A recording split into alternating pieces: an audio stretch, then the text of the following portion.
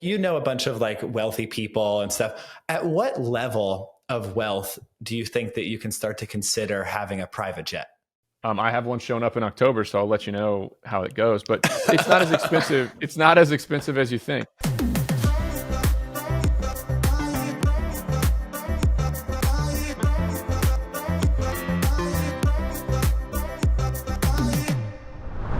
All right, today on the pod, we have a fascinating guest, Nick Huber. He is hilarious and insightful on Twitter, so give him a follow. And an extremely successful entrepreneur. He's bought over $100 million worth of commercial real estate. He owns several businesses. Overall, just a super interesting dude. So he's been a regular guest and guest host on one of our favorite podcasts, My First Million, and runs his own podcast and newsletter, both of which are worth checking out. So we have a ton to talk about today, but I want to turn it over to Nick. Welcome to the show. Thanks for having me. I'm a fan of what you all do and happy to be here. So I can kick it off. I was listening to one of your old recordings, and last summer we actually appeared on My First Million, and it kind of turned our business around, or kind of like launched into the next level is what I would say. So we appeared on one of the pitch competitions, and we weren't really raising money at the time, but we just said yes because we're like, we're fans of the show. So let's just say that we're raising money. And anyway, after the show, we had so much inbound interest that we just put away about $2.5 million. And fast forward 12 months, basically we're going to like end up like 4 to 6xing the business. So My First Million definitely like launched us, but I would love to understand more about kind of, you've appeared on that podcast and other podcasts, a bunch. How have appearing on podcasts really propelled like your own personal brand and your businesses? The My First Million effect is very real. And that podcast is, each episode gets 150,000 downloads across YouTube and the normal, iTunes podcasts and Spotify and so on. So when I went on there and basically it was Sam doing a deep dive into what I was up to. And most people had just followed me on Twitter and they had seen the posts about, what they thought were just for fun, riling people up. And they had no idea that I was growing real businesses in the background. So when I told everybody about the size of the companies that I was growing and how I was using Twitter as the funnel to fuel it all, they're like, whoa, hold on. That is going on right now. And over the next couple of days after that released, it was, one phone call after another with kind of some people that I had never had access to before because they had picked up the phone and called me and be like, wow, Nick might be onto something here. This is pretty cool. And even we're probably 6 months out from that episode, and a lot of other people who have distribution and have some operational chops are now kind of doing the same thing of like, hey, let's take Twitter very, very seriously to grow our company. So it was kind of like my coming out party of, hey, I'd been working on some stuff in the background for a year or two prior to that. Some of them were going really well. Support Shepherd and Ari Costa we can discuss in this show if you want. But it was just kind of putting what I actually do out in front of a lot of people, and it changed my life. It's the power of podcasting. It's insane. It's like this is the news. And also going back and starting at the beginning, like people will probably be listening to that episode you just referenced for the next, 3-4 years too. Going back and starting from the beginning is how they do it. So that's awesome. Podcasting is unique because it's a more intimate, interaction. Twitter, people are scrolling through, and yes, I have 300,000 followers, and yes, it's 30 to 50 million impressions a month, but each person is thinking about me for a half a second, right? What can Nick do for me? If there's nothing there, they're moving along. So it's not a very intimate, where somebody can really get to know me, can really become a fan. I mean, that happens some, but not at scale. But when I get on and I talk and I tell my story and I talk about what excites me and I talk about what worries me and I'm kind of open about my life and my business, that's when people can really get to know Nick Huber. And that's where podcasting is so, so powerful. Is it weird that you put so much of your life out on Twitter and on the internet, and then people start relationships with you, whether it be like new friends or you talk with someone who wants to meet you, like some millionaire or billionaire wants to have a conversation, and they know so much more about you, but you don't know much about them? Is that a weird dynamic? Anytime you get to know somebody, whether it's a conversation or you're trying to build a friendship or you're just trying to, break down barriers with somebody, it's hard at the beginning because you don't know anything about them. They don't know anything about you. So it's weird kind of just going a level deeper right away. But here we are on a podcast, and I know about you all and you know about me because we read each other's thoughts on the internet. So it's kind of like we've already gotten that, courting phase of friendships out of the way, and we can talk about more real stuff. So that's kind of a beautiful thing, in my opinion, that people can follow me on the internet, get to know me a little bit. And then when we meet in person, it's, you've already got a head start. Coolest person that you've met off of the internet so far? Oh my gosh. I mean, I'd say of my 10 best friends in this world, 7 of them are indirectly or directly related to the internet, whether it's one of my best friends here in Athens. One of my best friends here in Athens recognized me on the way into church and walked over and started talking to me because he had listened to my podcast. And now, we played golf yesterday, and we hang out all the time. And our wives are best friends too. To other business owners in town in Athens, who somebody had sent them a tweet of mine, said, "Hey, this guy's in Athens. You guys should get together." Locally, it's been really influential. And then I have friends in my mentor and number one kind of business role model is in Dallas, Fort Worth. And we've met in person 5 or 6 times, but we got to know each other over the internet. So it's wild. There's nothing That's that secures amazing. a friendship like the wives getting along. That's where it's at. That's when you can hang out with them as much as you want. Tell us a little bit about your podcast. I was listening to it this morning, and it's cool. I like the structure of it. It's not the typical, like, you have on a guest, you ask them about their life. It's more like I learned a lot. So tell me a little bit about like starting that, and when did it start? Yeah, that's where it all started. 2000, people think that I started on Twitter in 2021 and just got really big. That's not the case. I started recording podcast episodes into the oblivion in 2018 when nobody was listening. I'd get 20 or 30 downloads an episode, and they were my mom, my aunt, my brother clicking it on their phone to make me think that they were listening to it. But I have 2 podcasts. One's the Sweaty Startup. It's on small business and entrepreneurship, and one's the Nick Huber Show. It's on real estate. And both of those are a unique format. I don't have time to coordinate guests and then hope the guests are good when they come on and have a co-host. So when I have time, when I think I have something to share, I'll pull up my phone or I'll pull up the studio here and I'll just sit down and talk about what I'm learning and what I'm doing.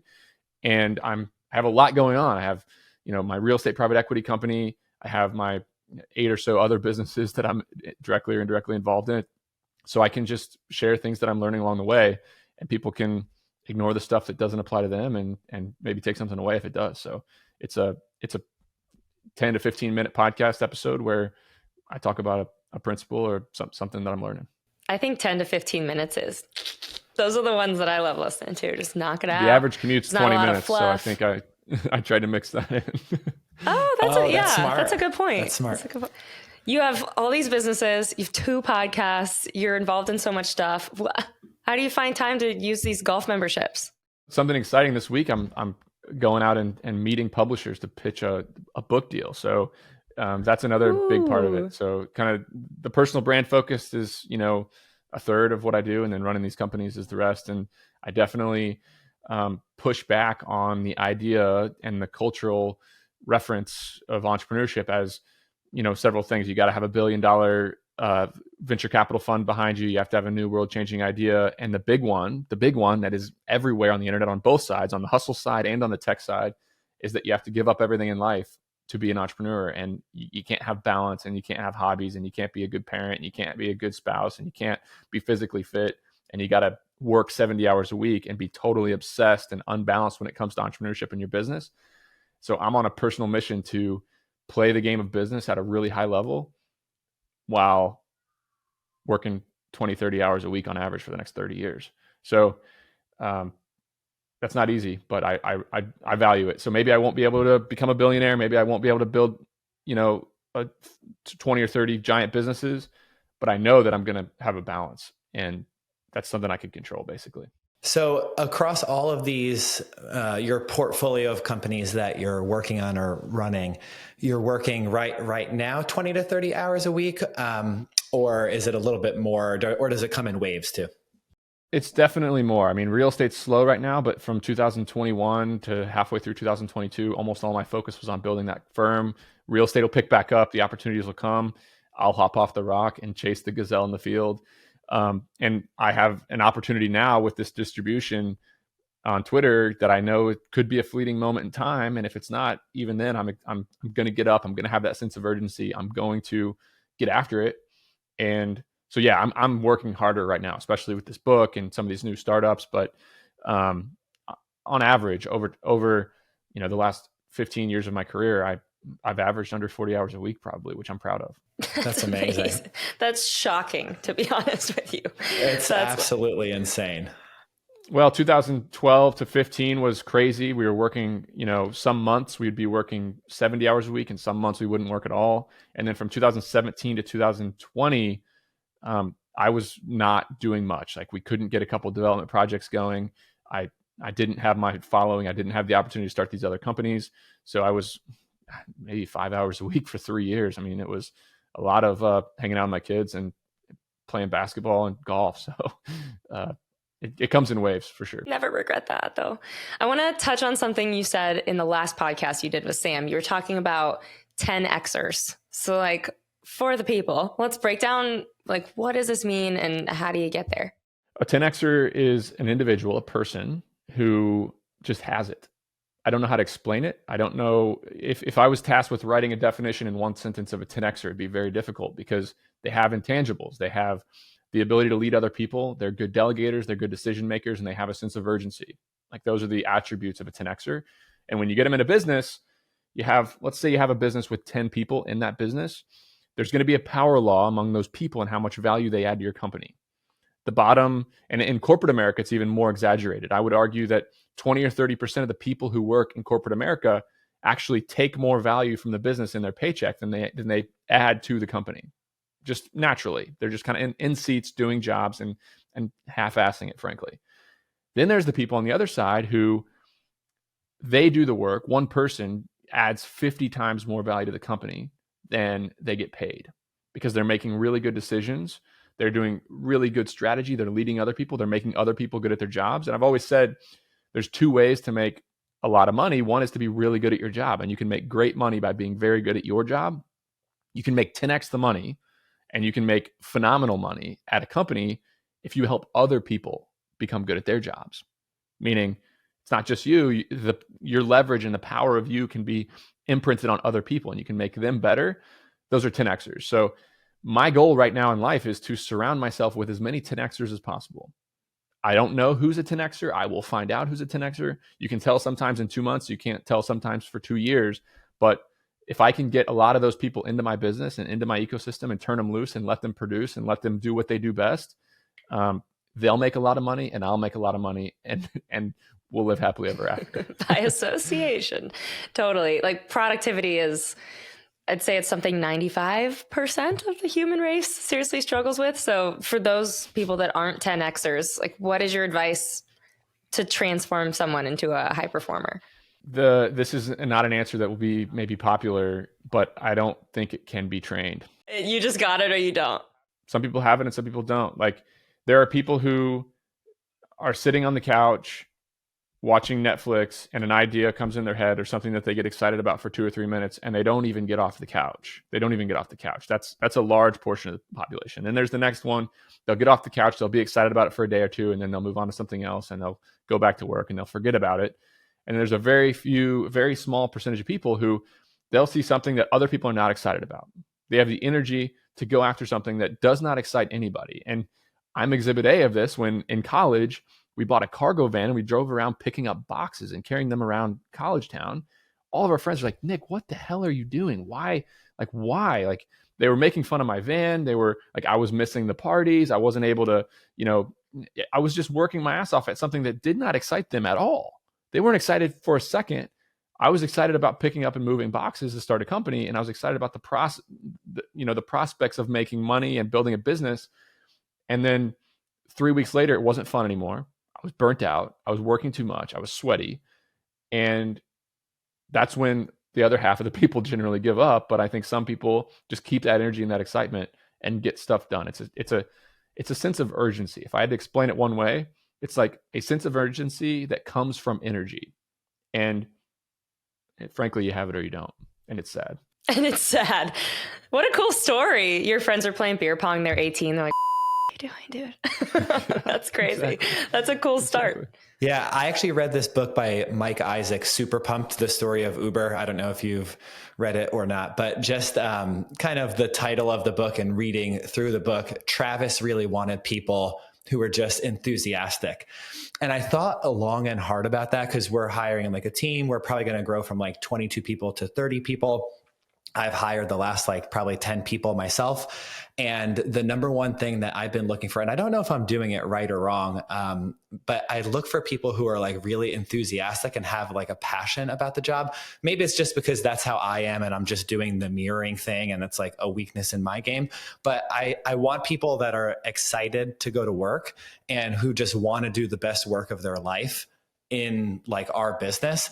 And sometimes it's hard to find. Sometimes people fool you and they're like really good in the interview and in the first few months. And then they get into that zone where like we call it like just like vegging out to Netflix. How do you spot those people? Is it just, you just need to give people time, or what do you look for when you're interviewing folks? Well, I think the first part is that it's contagious and it starts at the top.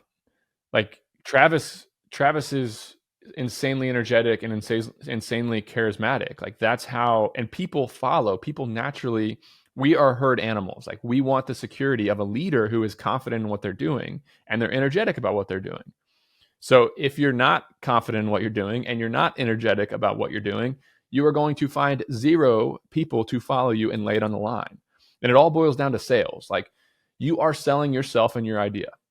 Period. And you're selling your abilities as a leader, because everybody wants to work for an amazing leader. Because if you work for an amazing leader, you can win and you can make money and you can accomplish things that normally by yourself you can't.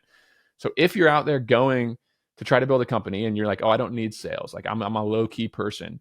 I can just relax and chill and my decisions will speak for themselves. Some people can get away with that. Some people can't, especially after they've already got some momentum. At the beginning, when you don't have a business, when you don't have ideas and it's going to be hard, it's virtually impossible to recruit and bring on those 10Xers, bring on those people if you don't have the energy yourself, period. And then it's trial and error. Like I wish that I could tell you, I wish I could sit here and tell you that there's a secret to hiring 10Xers. I wish I could. There is no secret. You bring people in and you let them go and you just see what they can do. And some people got it and some people don't. So I'm a hire fast, fire fast kind of person. I will hire somebody quickly, like half an interview. Okay, you're hired. Let's do a little task over here. That's a low risk deal. Let's do a little show me what you can do. Let's do a little task. Show me what you can do. Yeah. I'm going to give you X amount of money for a 2-week task. Bring it back to me. If they don't start the task, obviously, that's most people, they're done. If they come back with a well thought out task, but they just don't, okay, I wouldn't have made those decisions, but maybe I won't hire them. But sometimes you have somebody come back the next day and they got something pretty impressive and you're like, okay, this person has a sense of urgency. This person can make a couple decisions. Let's bring them in and give them a little bit more. And I think leadership is all about getting somebody in the door and giving them a little bit more and a little bit more and a little bit more until they reach that glass ceiling of, hey, this person they just can't do anymore. They've risen to the level of their incompetence. And you either at that point you let them go or you just accept that that's what you're going to get. But every single person in every single organization rises to the level of their incompetence. They figure out where they're incompetent and they stop right there. My job as a leader is to find people who have massive potential and maybe their level of competence is really high. Maybe they have the potential someday to run a big company. I'm gonna find that. And employees freaking love it when they're not stuck on an org chart somewhere for years making the same money. So if I have one piece of advice for somebody who, okay, I think I'm a 10Xer, how do I do it in my career? How do I make it? How do I find the way to make a lot of money? Work in a chaotic environment. Work for somebody like Nick, who in half an interview is going to give you a task, and he doesn't care if you're 21 or 85. If you do it well, he's going to come in and he's going to give you opportunity and opportunity to do more and opportunity to do more. So if you find like a super structured, non-chaotic environment, almost like a well-run family business that's been around 40 years, they're not in growth mode, or a Fortune 500 company that has been around for 30 years and there's the same business model. There's no reason for them to change anything. They're printing money. Why would they? And you expect to rise through the ranks and get opportunity and find, a different path. It's not going to happen. You have to find a chaotic environment, find a good leader who is into growth and wants change and makes quick decisions, and then just show that person what you can do. That's the best advice that I have. That's really good advice. I feel like this is going to make a great LinkedIn clip. We'll probably anger some people on LinkedIn because there's this segment of LinkedIn which is all about life balance and companies not taking from people. It's disgusting. I try to skip through it, but it always shows up in my feed. Business advice is so interesting, and I think the difference between LinkedIn and Twitter is so interesting. But I've kind of come to the conclusion that there's extremes on both sides. There's the hustle, work 70 hours a week, and those people get a lot of views. And then there's the other side of like, I want to travel the world and work 3 remote jobs, but really I'm only working 3 hours a week, and I want all my companies to give me everything, and I want to just optimize my life. Those two extremes they're both frankly pretty bad advice. There's a balance in the middle where, hey, I don't need to give my life to my company.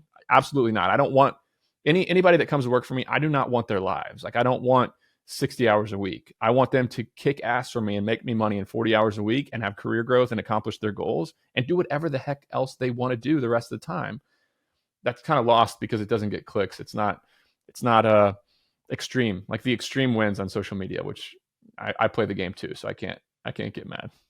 Oh, we have been making people piss left and right lately. It's crazy. And it's like the madder they are, the better it is. So it's a funny game, especially on TikTok. Jesus.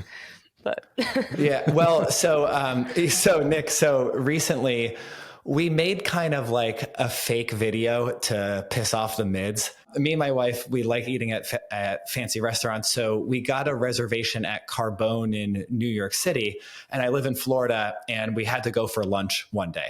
So I was like, wouldn't it be funny? And like now we travel on points, right? Because the business has tons of points. So traveling is like net zero for us. So I was like, let's go have lunch in New York for the day. And I filmed the entire thing about how much money that I would have spent on getting this spicy rigatoni, right? And then what I did is, because Connor is an actress, I had Connor like voice over the clip, and she appeared on camera, and she's like, I spent $1,900 to get spicy rigatoni. When we wrote the script and we filmed it, I was like, oh, this is going to go viral. It has all because the comment section is going to go nuts. Anyway, for the first 2 months, it gets 200 views. And then one morning we wake up and it's at 1 million views. And I was like, oh, it's so weird that it took that long. But it's so interesting making content for the internet and having the design of the content be like in the back of your mind, or maybe intentionally, oh, this is going to pop off because it's controversial. And I love your Twitter because every now and then you'll have a tweet that just enrages people. So I wanted to talk a little bit about your Twitter strategy and growing your brand. And maybe we can touch on some of those tweets that you got the most flack for, because I absolutely love them. I never left my room, just to clarify. People are like, wouldn't it be nice? It's the internet's a crazy place, and you never know what's going to go. So I think a prolific content creator, and I'm not afraid to put out a half-baked idea. I ship it. So if I were sitting back and I was like, I'm going to do one rage bait post a week, and it's going to be the best, and it's going to be well thought out, and I'm going to do all these different things, I don't think any of them would go. Instead, I think of something and I freaking tweet it, and it's gone. Like you're waking up and you're rolled over in bed, and you send a picture of an HOA on the internet in 3 seconds, put your phone away, play with your kids for 3 hours, come back, and it's got 2 million impressions already. You're like, whoa, I can't believe this is the one that went. So it's a game that you can't really win and you can't really play. You have to just throw spaghetti at the wall and see what sticks, first of all. Second of all, it's not really that beneficial for my brand. It's fun. I like it. I have a weird sense of humor, and I can't help myself making these people on the internet. I can't help it. There's nothing that makes less sense to me. I do not understand anybody who would be going about their lives doing whatever they want. Most of them live in America. They can do anything they want, and they decide to get mad about what Nick Huber said on the internet. It blows my mind, and I can't stop picking at those. I can't stop picking on them, just like we picked on our siblings when we were little, when we get under their skin and make them mad. So it's not a strategy that I recommend. A lot of people are trying it right now on Twitter and making themselves look silly. I'll look back on my tweets a couple years from now and be like, Nick, there was nothing at all to gain. I don't gain followers. The engagement is turned up a little bit, so the next tweets that I make get a little bit more visibility. But overall, it's a an overrated. I think that's something in life that's overrated. Is Do you play back? Are you out here responding to the crazies? No, nowadays I mute the whole thing. I'll respond for fun. I'll kind of keep the joke going and act like I'm being serious to them. But rage bait is something I've never heard of, but I'm gonna use that next time I make a video. It's a little played out now. Maybe you want to just let it go. Yeah, honestly, but anytime that we make a video, we fly first class on most of our flights, really just because of like status and points. So it's not like we're super rich people paying for first class seats. It's really kind of like net free. But if we post anything with us sitting in first class, the comment section goes nuts. Like, oh man, they're gonna love it. I don't know. They're going to love it when you all have a private jet, aren't they? They're going to love it. Oh my God. Well, yeah. Hey, just like, a bunch of like wealthy people and stuff. At what level of wealth do you think that you can start to consider having a private jet? I have one showing up in October, so I'll let you know how it goes. But it's not as expensive. It's not as expensive as you think. Like, there's private jets with the twin engine and the 12 seats that are, they're $10-15 million airplanes that are going to cost you $1.5 million a year to own it. Like, you don't have to play that game. There's a Vision jet from Cirrus that's $3 million. It costs $600,000 a year to own. You get a couple partners and you're in for $200,000, but you have a minivan in the air that goes 325 miles an hour. So it can be economical. You don't have to have an insane private jet. But I think, look, there's 3 levels of wealth, in my opinion. There's 3 levels. Number 1 is like, you can pay your rent and pay for your food without stress. That's the first level. Number 2, you can go to a restaurant and you can order whatever you want at the menu without worrying about the price. That's the second level. Life gets pretty damn good after that level. And really, it only takes about $150,000-$200,000 a year as a family to get there.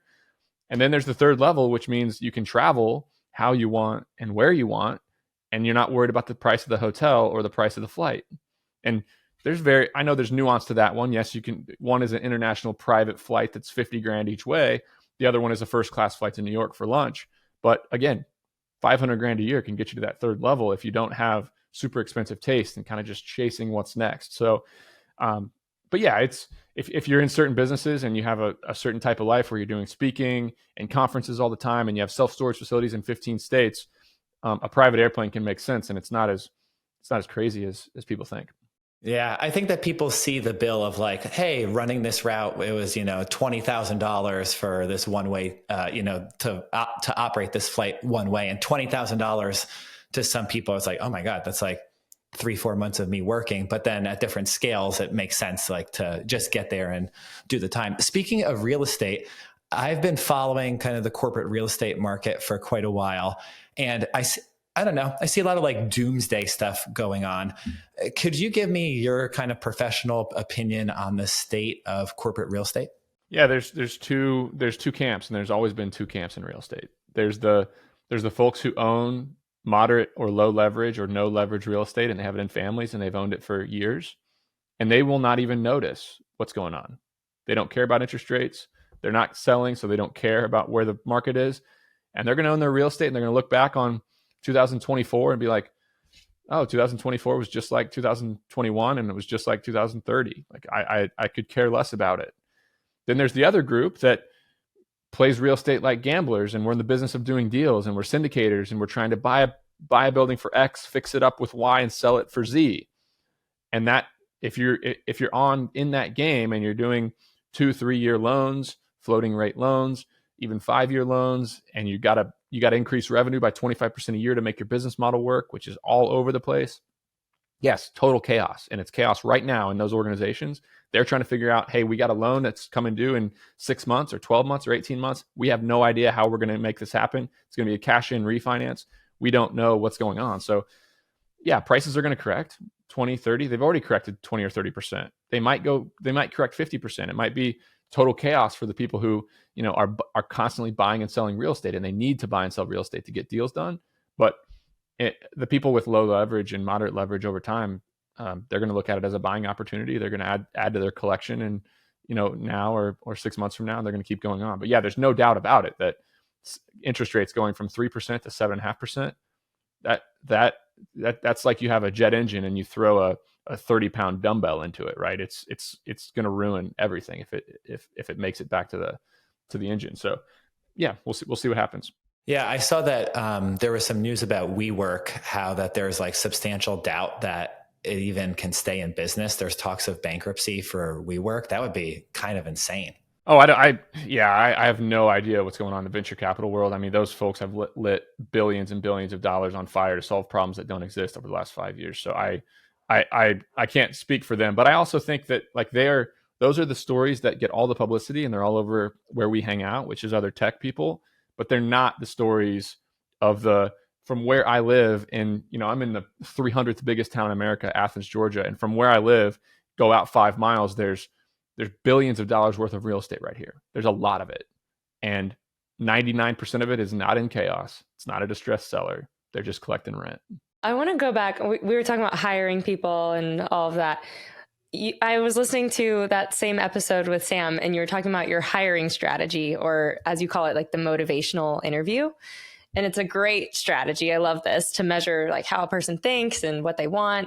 So you asked a few temperature gauging questions, flipping the script and asking them, in 5 years, how much money are you making? What kind of projects are you working on? How much are you working? I know you said you'll always probably try and nail that 30 hours a week thing, but what is your 5-year projection? First of all, I think the number one way to live a stressed out life is to have unreasonable expectations. You're stressed out in a marriage to have unreasonable expectations about what that person can do for you. I'm stressed out when I'm playing golf if I want to shoot a 75, but I'm on pace to shoot an 85. So I think the worst thing that I can do is set goals and then be emotionally attached to them. Now, that doesn't mean that I don't think about the future and where I could be and if things are going perfectly. So if you sat here and you said, Nick, things are going perfectly, like everything went amazing, you accomplished everything you wanted, we're 5 years down the road, what are you doing? Where are you at?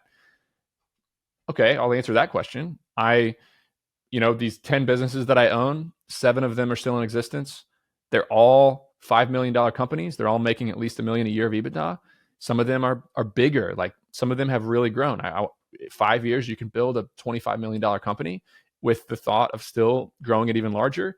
So personal cash flow, $1 million a month. Okay, I got a short range jet that I can take my family to the beach house, and I got a long range jet that I can go to California 550 miles an hour.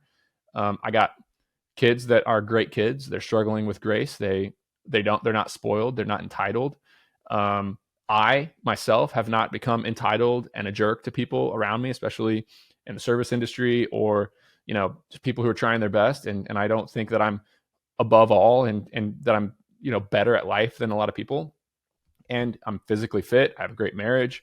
5 years from now, 5 kids, 6 kids, maybe would be awesome. And I'm 6 kids. I'm having all I'm having on the fun. private jet. Yeah. Got to have a nanny too at that point. Oh, for sure. Yeah. Oh, for sure. That's awesome. I love that. What about you, Kenny? Where do you want to be in 5 years? I'm just trying to going to be doing it. I'm just trying to get on Nick's private jet and go play Whistling Straits, to be honest. We gotta, no, for 5 years, I would say our business is kind of on path. I think that we can double, triple revenue year over year. So hopefully 5 years, we're flirting with 25 to 40 mil in revenue. We've kind of broken into profitability. On background, we run a travel management company that specializes in booking travel for team offsites and team offsites, incentive trips. So it's going well. And I'm having a ton of fun. I just want to keep running the business and doubling, tripling revenue every year. Because every time that you do that, I don't know, you probably have felt like this too, Nick, but every time that you double revenue, it feels like my job as the COO changes. So at first I was just doing everything. I did 10, 20% of everything. And now I'm starting to install teams. And I would assume that once we break past 5 to 10 mil in revenue, then it's a whole nother jump. So I'm looking forward to that whole process of just learning what each stage of running a business is like. Cause it's fun to grow into the next role, if that makes sense. That's exciting to me too. I sit on these podcasts and act like I have everything figured out, but I'm sure a person who actually is a phenomenal operator, I consider myself a good operator, but a phenomenal operator would look at how I do business and be like, wow, things are a mess in Nick's business, right? So I need to improve. I need to keep learning. I need to get better. I need to learn how to take a company from $5 million to 25. Like, I don't know how to do it. I've never done it. I'm excited about the challenge, but I'm also realistic. Like, I know that I'm $1 million a month of personal cash flow is a goal that I'm 95% chance not going to make it there, but it's a fun process, and I'm enjoying the journey too, just like you. I'm having fun doing this, so no matter what happens, I'm gonna keep having fun. Yeah, one of the weirdest things is we're at the point now where I know all of the employees like personally and all that, but we're getting to the point around like 30, 40 people that there's people that I don't talk to for months at a time. And there was one person that works for us and I like forgot their name for 5 minutes and I was like, oh shit, it's happening. But that's been like an interesting where you get so big. I'm sure that you run into this running so many businesses that you have people that walk up to you, they work for you and you may not know them, which is odd for me of running like the small startup. I could imagine that that's probably was a big learning curve for you of going from like your first portfolio business to like, and then expanding. The interesting thing about growing bigger businesses that I've learned is kind of the uncomfortable delegation. We're used to delegating a lot of tasks and some minor decisions, but when you start delegating all the tasks and almost all the decisions in your company, you're delegating to an extreme, and you're kind of, in my ego, I'm thinking, okay, I'm accepting 80% because I know that nobody can do this as good as me. And that's what most business owners think. And you do that for a little while and the company grows bigger than you, and it keeps growing without you. And all of a sudden you realize, oh my gosh, like these people are actually better than me at this. And this is awesome. And it makes like your view of leverage, your view of growth, your view of what's possible, it kind of explodes at that point, because you realize that, hey, my whole life, any business that has ever grown, it's grown because I grew the company. Like I was the one who made the hires. I was the one who made the decisions. I was the one who made the strategies. And now some of the companies that I'm a part of, they're growing and they're making these decisions without me. And it's humbling because I don't have anything to do with it, but it's also amazing. It's amazing because it looks like, wow, I own most of this thing. I'm reaping the vast majority of the rewards, but other people are driving the ship and other people are making this thing better. And that'll explode your head, and it'll make you actually think that it's possible to make more money, to do bigger things, to do incredible things, and work less and less and less. It's the power of leverage is insane, and it won't hit you until you feel it, until it clicks. And it takes just massive uncomfortable action to make that happen, because you're doing uncomfortable things. You're delegating uncomfortable decisions to other people that you're putting your livelihood in other people's hands. And when they do it right, it's pretty freeing. And when they mess it up, it hurts and it's very stressful. But I would probably call this like the Elon Musk effect, because, he runs all these businesses. That he's not spending significant time on like SpaceX or Tesla. And the self-driving is still at like the same place that it was 5 years ago. But he gets credit for all the things that go right, which is probably a little bit unfair because how much is he involved in the day-to-day? But then he also gets just slaughtered for everything that goes wrong too. So I guess it's a little bit of like a balance. If you look at guys like Elon, where like you have a big personal brand. So the things that go right, you naturally get credit for, even though maybe, you didn't do so much, but then all the things that go wrong, you're getting banged for too. Yeah, I think leadership is so hard and so uncomfortable because, number one, like you are making decisions that negatively affect people, even though you care about them all the time. Like as a leader, you're making decisions that negatively affect some people. You're laying them off. You're doing whatever it is. Number two, you will be disliked, and these people they're gonna dislike you. They're gonna talk shit about you. They're gonna bring you down, even though you're trying to do your best for the most people. You're trying to do your best for the most people, and you'll have people that hate that. And the big one is that you're going to be misunderstood, and you're never going to have a chance to explain yourself. Like they're going to take a non-nuanced approach to Elon Musk and what he's doing, or me on Twitter, or you as you grow your business, and they're going to talk about you behind your back. They're going to talk about you to each other, and you're going to have zero opportunity to defend yourself as a leader. Those are the three bad things about being a leader, and that you cannot get away from. So if you're not willing to live with those negative things, don't get in a leadership role. It's hard. It's freaking hard being a leader. You got to make decisions that hurt people. You're going to have people that hate you, even though you're trying to do the best for the most amount of people. And you're going to, it's problematic. So, and you're not gonna be able to defend yourself when people get hateful. So. While we're in the vein of leadership advice, I just recently became one. This is the first time I've ever had a team in my life. And I know you're like a sales guru. Any like sales leadership pro tips for me? Everybody thinks leadership is a science that you can study and that you can read a book and learn it. And leadership is an art that the only way that you can get better at it is to practice it. It's a muscle. So you taking that step, that's the most uncomfortable step, is like leading the first person or group of people. And then you'll get more comfortable with it. And I'll tell you that 30 years from now in your career, you're going to look back at this moment and be like, oh, that was simple. Like, why was I stressed? Just like how me and my wife have 3 kids now, and the third one came home, and we're like, remember how stressed we were when only one of these kids came home? Now it's like, we're going to sleep well tonight. That's funny.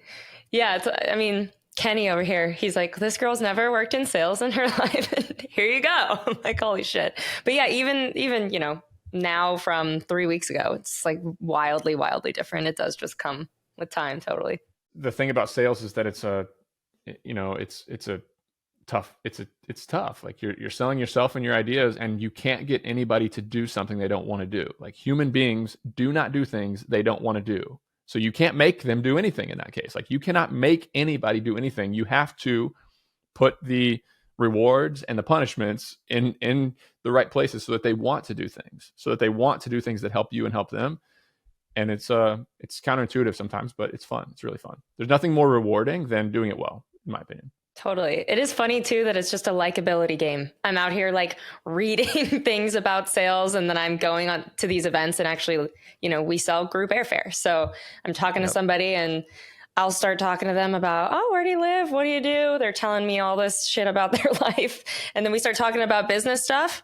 Lasts about 3 minutes. And then they end up calling me back just because we had a 45-minute conversation about, his grandma. I'm like, that's amazing. Yep. That it really is just being personable. Being likable is a major underrated thing in this whole world. Like if you can be a likable person, a lot more stuff's going to go your way than if you're not likable. Totally. And the more you're on the internet, the less likable you become. It's so weird. Like Kenny and I will record some podcasts sometimes that we don't even put out because we're like, oh, we just went absolutely bananas for 45 minutes. We don't want people to hear this. The interesting thing is, like, to be likable to some people, you have to be okay with being hated by some people too. So totally, if you're in that constant middle ground of never making somebody upset and never making anybody happy, because if you don't make somebody upset, you can't make anybody happy, then you're not going to get anywhere, especially online. It's crazy. That is interesting, making them go hand in hand like that. I do want to ask you a couple more questions about business stuff. So I've always been inspired by like low risk entrepreneurship ventures. So you're the perfect example of this. Now with our business, Allfly, we didn't create something like industry shattering, right? It wasn't new, but we innovated the way things have been done forever, took something that already exists and just did it better. And you're a super talented guy. So what inspired you to take the more traditional, business building route rather than going for something shiny or buzzworthy, like a higher risk venture-backed startup concept? I thought that money was important. Like that sounds bad, but I thought that making actual money was a good thing. And that's probably the number one job if you run a company, or if you want to live a good life. If you want to fly somewhere, if you want to eat something, people say money doesn't matter, and it doesn't matter unless you need something. And as human beings, we need something all the time. We need somewhere to live. We need something to eat. We need something to take us where we need to go. We need healthcare when we're sick. We need all these different things. And so it was like, okay, I can care about the status and what I'm telling my grandma that I'm up to, and what I'm telling my friends at a cocktail party I'm working on, and I can care about these pitch competitions and winning them, or I can play the game of like, hey, what's the lowest risk thing I can do that allows me to get 150 grand a year? Because I thought, like, in reality, 150 grand a year is freedom, especially if you can work 20 hours a week. Like that's what you need to live a good life. You can do whatever you want. If I set the bar that low, if I set, okay, my goal is to get 150 grand a year coming in for my family and work 20 hours a week or less so that I can travel, I can spend time with my family, I can be there and I can do what I want to do, that's success. That's the bar. Some people are setting the bar at, hey, I need $1 billion company. Hey, I need to take a company public. Hey, I need to be on the Forbes 30 under 30. I set the bar really low. And I said, okay, what game can I play where the competition is weak enough, where that's probably like a good odds that I can accomplish this. And I looked at the level of genius of the people playing the other game, playing the new startup idea game, going after venture capital, building teams. They were from Stanford, they're Harvard, they're MBAs, they got great experience. I'm like, wow, that's like me trying to play basketball against LeBron James. Like I'm gonna get slaughtered. But over here, if my goal is a lot smaller, if I just want to make 150 grand a year for my family, I can go play this game, and it's like playing basketball against somebody just like me. Like, okay, maybe I can win this game. Maybe the odds are 50-50. And so I did that, and just something funny and counterintuitive about all this is here I am now with the stuff I wasn't even after at the beginning, which is the followers and the notoriety and the fact that people hang on my words online. It's funny how you do something for 10 years, you're in the trenches building, it's not fun, it's not sexy, it's not game changing, world changing, impacting people. Literally, people on Reddit, when I was talking about what I was doing in the early days, they'd say, how do you feel building wealth on the back of self-storage? Like, how do you feel adding absolutely nothing to the world? And that's the way that entrepreneurs think. Like, that's the way that some entrepreneurs think. Which is wild. So, I played a different game. Like, how can I build the life I want to build? And then the momentum of business took over. Like, just business, when you get it going and you start playing business from a high leverage position, everything changes. And there's several situations of high leverage. Like, our high leverage situation was, hey, we can buy storage facilities and everybody else has a manager and we don't have a manager, so we can operate them for way less money. That was our situation of leverage. So we could go in and buy a building. We could pay a little bit more than anybody else was willing to pay, and we could still make more money because we had a competitive advantage. I have a buddy who was rolling up body shops. He was buying body shops and operating them pretty well. And he'd build amazing relationships with insurance companies, with Geico and Allstate and State Farm. And he'd go to dinner with the executives at Geico, and he'd say, hey, tell me a region in the United States where you can't find anybody to work on your cars. Tell me a region where the body shop that you want to send all your business is not performing. And they'd say, oh, well, over here, Tuscaloosa, Alabama, like that's the most headache for our teams. We can't find anybody to fix the cars, and all of our reputable suppliers are, messing up and losing money and cost us money. He'd just go over there and buy one of them. He'd go to Tuscaloosa, buy one. He'd send an email to the executive and say, hey, I'm open. And then boom, all the business would flood in. They'd send all the cars to him. And 3 months later, the business that he had bought was worth 4 or 5 times more than he paid for it. That's playing business on easy mode, and it's leverage, and it's operating from a high leverage situation. Another example of that, I have a friend, played golf with the other day. He buys up UPS and FedEx delivery routes. It's a hard business. He's got a good management team in place, but he owns the rights to deliver packages to these homes. He's operating the trucks. He's sending out workers. He's hiring the workers. He's managing the routes. You can sell 10 or 15 routes that you own. You can sell them at 5 or 6 times earnings. They're worth something. Like they're worth it. But there's so many that start to fail, and UPS controls it in the contract. If you're not delivering, if you're late deliveries, if there's problems, UPS can take ownership. They can literally take your business from you. So there's risk, right? So what he'll do is he's proven to UPS that he is a good operator, and he doesn't have to go around and buy routes for 4 to 5x to grow. He just tells UPS, he says, look, I'm a good operator. You see me out here operating. I know what I'm doing. And UPS says, okay, you are a problem solver for me. I'm going to take branches from people who don't know how to do it, and I'm going to give them to you for basically nothing. Okay. So UPS has a problem. They want all their packages delivered on time. That's all they care about. They don't care about how profitable these individual branches are. They don't care who's operating them. They're not in the business of rolling up their routes and selling them to private equity. They don't care. So what he did for 5 years is he just went around and bought a route. He'd send a note to the regional UPS guy and say, hey, I'm available. If any of your other routes are sucking, I'm growing. I have a phenomenal management team. He'd go pitch them every quarter over lunch and say, I'm really good at what I do. And they would start to one of his competitors would start to fail, a lot of late packages. The contracts would get, those parts of the contracts where UPS can suddenly take your business from you. That would happen.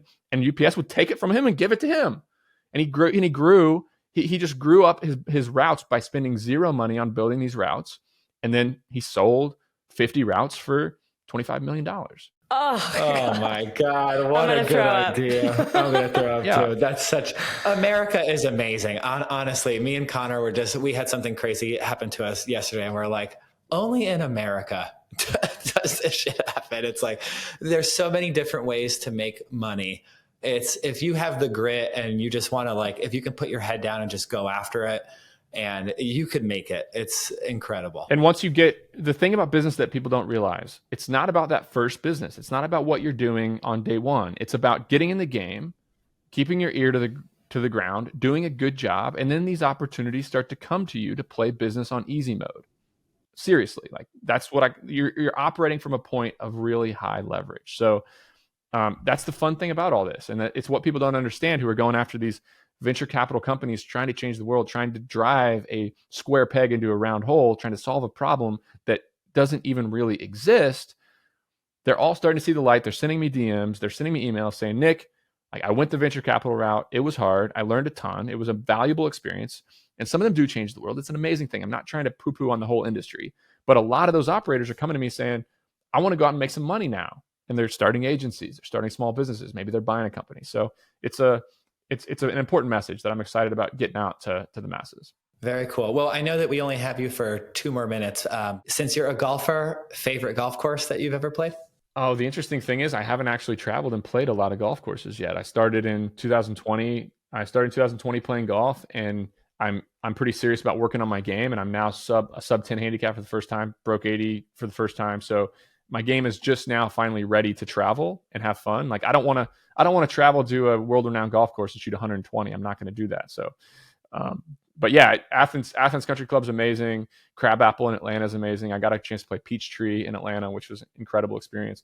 But I think it's less about, for me, it's less about the golf course, and it's more about the people that I'm playing with. If I'm with a good crowd, they got a positive attitude. We're talking about things that we are all passionate about. It's really, really fun, no matter what course we're playing. Well, if you're in town and you want to play, we have some hookups at Interlaken, Four Seasons, Grand Cypress. So there's a few nice ones. If you're ever in Orlando, I'd love to take you out to play golf. So that's a standing offer if you're ever in town. Let's do it. Absolutely. I just started golfing. Kenny was like, all right, we're going golfing with clients. I was like, I've never been golfing before. He's like, you'll be fine. What's my handicap, Kenny? Do you rough estimate? I think it's 97. Perfect. She could only hit driver, Nick. So she would hit driver off of the tee. Then we would find the ball. And then I was like, okay, let's do a 5-iron now.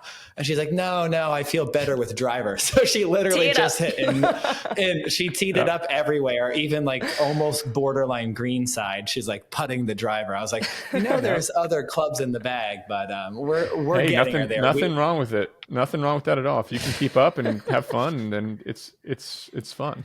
There's something disarming about the tee. I don't know what it is. Anyways, okay. Last question. Everybody gets asked. You're on Travel Nerds. Aside from entrepreneurship, what are you a nerd about? Oh boy, I'm going mountain biking in DuPont National Forest or State Forest in North Carolina next week with some buddies. I'm really excited about that. I love golf. Obviously, I'm a hunter as well. I have a elk hunt on the schedule for 3 weeks from now in Vail, Colorado with a bow. So we're going to go try to take an elk with a bow. I'm super curious. I'm super curious about stuff. So I'm really into bourbon. I'm really into cigars. I'm really into cooking and smoking meats. I'm into traveling. So I can get excited about basically anything in this world. I have a long, long list of hobbies that I'm going to be into. So you're shooting elk and smoking meats. You're like the new Joe Rogan. Elk is so good. Do you eat it? Do you take it home and cook it? Absolutely. Yeah. We'll ship it. When you kill one out there, you take it and you get it frozen, and then you put the packages around it to nitrogen or whatever, and then you ship it home. So it arrives frozen still at your home. They say that's one of the the best meats for your body. Like if you just ate straight elk, you would just be lean and jacked. They live in the mountains. The elk are in the mountains, and the mountains aren't polluted by our waterways that are running through the lowlands. So the elk are eating, grass and plants that are all fueled by just straight rain and snow water, which has a little bit of pollutants, but it's a lot cleaner than even fish that you take from local agriculture ponds and stuff like that, which can be pretty contaminated. So it's pretty cool. Oh, totally. Don't even get me started on what's in our food. We're going to stop there because it makes me upset. Nick, thank you so much for coming on. We super appreciate it. You're a very, very interesting guy, and we're excited to see your 5 years from now.